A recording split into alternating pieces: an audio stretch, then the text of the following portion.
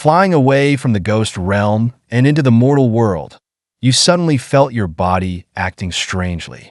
You were forced to land in a jungle within the mortal realm. Not wanting Mo Lee to see your condition, you quickly turned away, covering your heart. It felt like it was burning, and you knelt to try to regulate your disrupted pulse. At that moment, you still didn't understand what was happening to your body. After all, you had never experienced any form of desire or lust before. You had always regarded emotions as a great taboo, as something that hindered your path to strength, as a useless burden. How could Mo Lee not notice your current condition? He stood behind you, his emotions complex, and explained the situation in detail. As you listened, your face turned deathly pale. Because your body was rapidly overheating, your face began to flush with a deep crimson, making it difficult to see the paleness underneath. Master, you can only suppress the seductive poison by indulging in your desires. You remained silent, closing your eyes and using all your strength and remaining magic power to resist the invasion. You sealed off your meridians, even though doing so would easily lead to a significant loss of internal energy. Cold sweat soaked your back as you struggled to resist. The intense seductive poison that had already infiltrated your 5 organs was now prevailing over your weakened defenses. You clenched your hands tightly, nails digging deep into your flesh.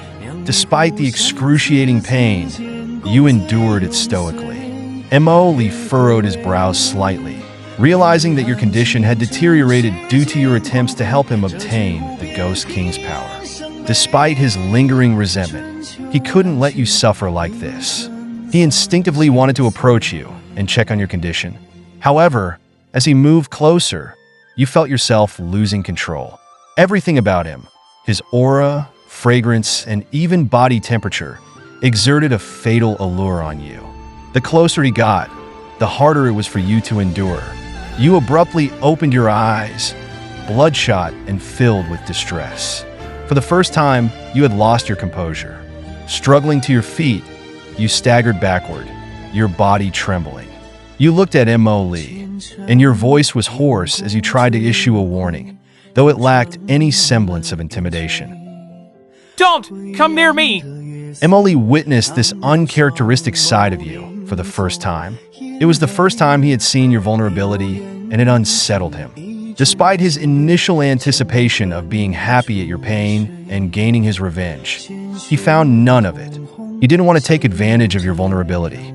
Mo Lee halted his steps, furrowing his brow in confusion, uncertain of how to proceed. Master, you can't keep restraining yourself, otherwise. You, driven by the last shreds of your rationality, urgently sought a solution. You placed your hand on a tree trunk for support and panted heavily. Unbeknownst to you, Mo Lee had already approached you, and his faint, refreshing fragrance filled the air around you. You were on high alert, almost desperate, as you reached out to push him away. Unlike his usual self, Mo Lee firmly held onto your wrist and approached you steadily. Your psychological defenses crumbled at that moment. Suddenly, you broke free, turned the tables, and grabbed his hand, raising it above his head. Your other hand clasped his waist, pulling him closer to you. Mo Lee didn't resist at all. He was gentle and accommodating. This change in his demeanor intensified the depths of your eyes. Your gaze, filled with desire, fixated firmly on his slightly parted, rosy lips. The moment you were swallowed up by your thoughts, you wished you could reach him. Driven by instinct, you leaned forward. As you're driven by instinct to close in on Mo Lee, he suddenly gives a small smile. With just a subtle tilt of his head, he dodges, and before you can react, Mo Lee has captured your restless behind your back, easily liberating his other hand as well. He senses the cold sweat beading on your skin from your repressed desire. His smile fades, and his body stiffens. A person consumed by desire has immense strength and behaves like a beast in heat. Most people struggle to control themselves, but the ease with which Mo Lee has freed himself only speaks to one truth. You truly don't want to hurt him. Watching you, your eyes still red with yearning, suffering yet restraining yourself to avoid harming him. Mo Lee feels a touch in the softest corner of his heart. As if understanding something, Emoli lightly laughs, his eyes shining like a starry sea. Thankfully no longer resistant, he reaches out to embrace you, allowing you to feel his warmth and greedily inhale his scent, soothing your discomfort. At this moment, your consciousness slightly recovers. Emoli supports you and without a word, carries you on his sword to a pavilion. Sitting atop the rooftop, Emoli confidently removes some tiles, revealing a pair of entwined lovers below. Emoli only glances at them before looking away. Master, absorb some of their desire to alleviate your suffering. You nod and begin to meditate, channeling your energy. Emoli slowly stands up, his eyes fixed on the brilliant lights of the human realm, and lets out a soft chuckle. His figure, hidden in the shadows, looks frail and slender. His ink-black hair flutters in the cold wind, and his sharply etched profile silently proclaims his loneliness and defiance. Early in the morning, you receive a summons. A grand assembly of the 4 divine deities is scheduled for noon in the Heavenly Hall to discuss all major affairs within the territory. It's a significant event, so you take care to prepare for it well in advance. Once you arrive at the hall and see the heavenly deity, Yu Lingjun bearing a frosty countenance, an unease takes root in your heart. This is no ordinary gathering of the 4. As you take your seat, a meaningful gaze falls on you, causing you to feel an inexplicable discomfort. Just as you look up to meet it, the gaze shifts away nonchalantly.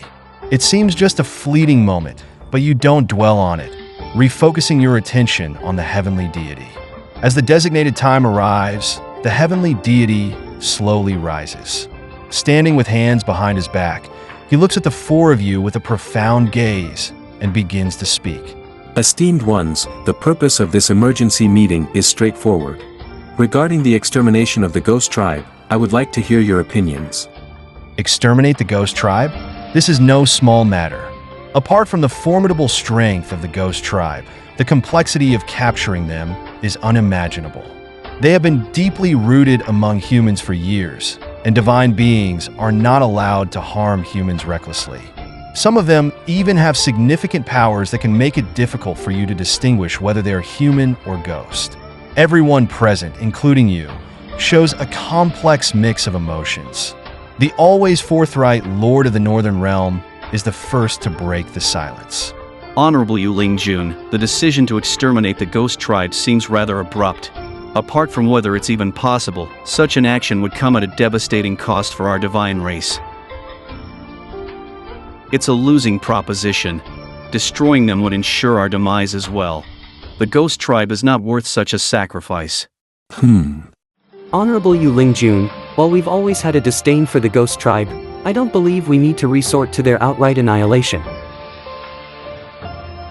Why take such measures now? I also believe that this approach is unworkable. I understand your concerns, my friends. If the Ghost Tribe hadn't suddenly become more brazen and a scourge, I wouldn't have had to propose such an extreme measure. Moreover, a few days ago I sought a divination from Qi Lingjun, who predicted that in just a few years, our divine race would be slaughtered by the Ghost Tribe. This is a matter of life and death for our race, not something to be taken lightly. Once I learned of this, I hastened to discuss it with you all. Other than extermination, I really can't think of another solution. You plan to. Silence follows, and it's your usual silent self who speaks up.